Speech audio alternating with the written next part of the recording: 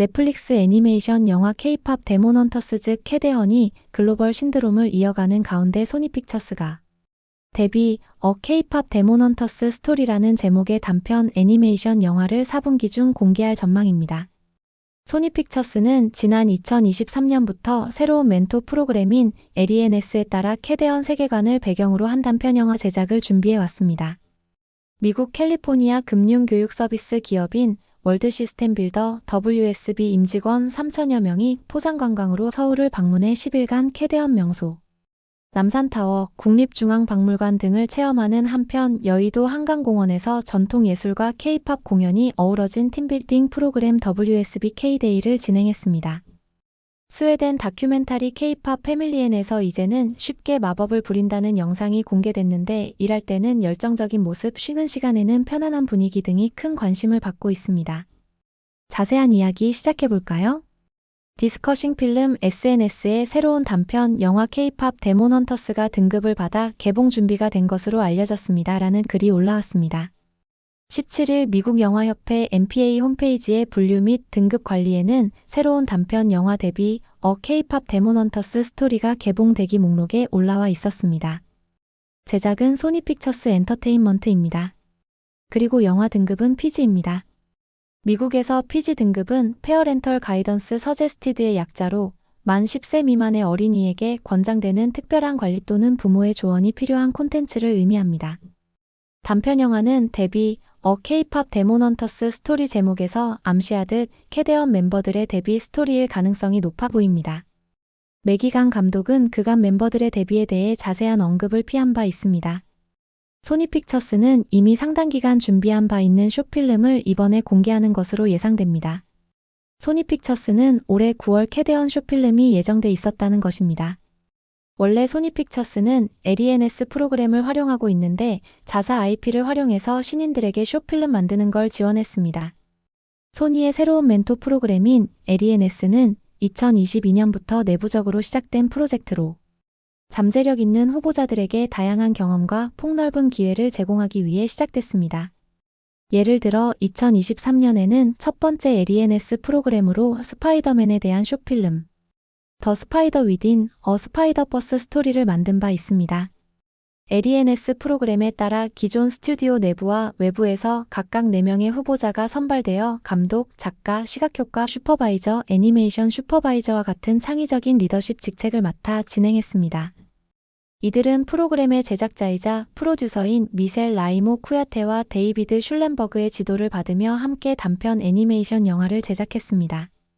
2023년 3월 당시 미국 영화 전문 매체 버라이어티에 따르면 소니 픽처스 애니메이션과 소니 픽처스 이미지웍스는 2023년에 LENS 프로그램의 2기 모집을 준비할 예정이라며 참가자들은 K-팝 데몬 헌터스의 세계관을 배경으로 단편을 제작할 기회를 얻게 된다고 보도했습니다.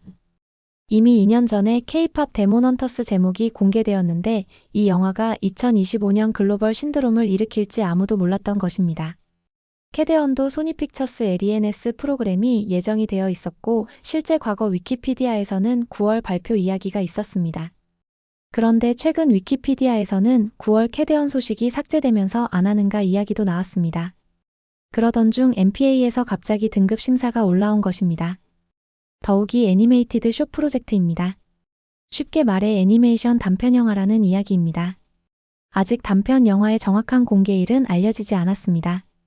넷플릭스는 최근 몇 년간 할로윈이나 크리스마스 시즌에 맞춰 애니메이션 단편을 공개해왔다는 점에 주목하고 있습니다. 10월에서 12월 사이 4분기 중 개봉 가능성이 높다는 이야기입니다. 다만 한국 문화 비전문가들이 만든 영화라는 점에서 검수는 철저히 했으면 좋겠다는 반응도 나옵니다. 캐데헌 단편 영화가 과연 어떻게 개봉할지 세계인들의 관심이 모아집니다. 다음은 미국 기업 3,000명 단체 관광 이야기입니다.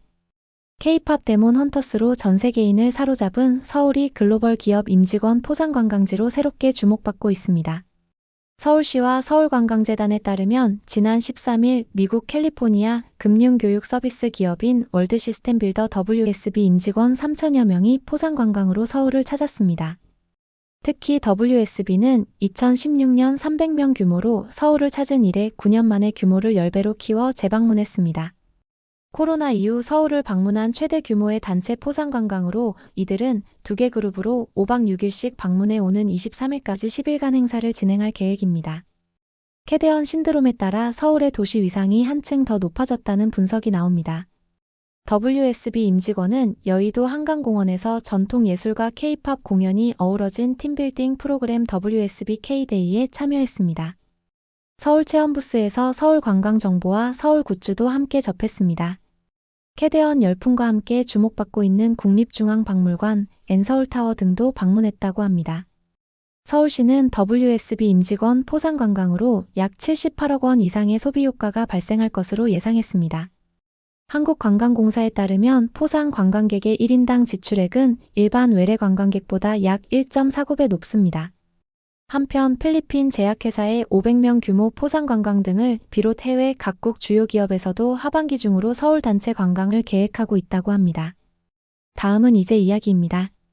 스웨덴 다큐멘터리 K-팝 패밀리엔에서 이제는 쉽게 마법을 부린다는 영상이 공개돼 큰 관심을 받고 있습니다. 스웨덴은 현재 K-팝 시장에서 중요한 위치인데 젊은 작곡가들이 K-팝 노래 작곡에 적극적이고 히트곡들이 많이 나오고 있습니다.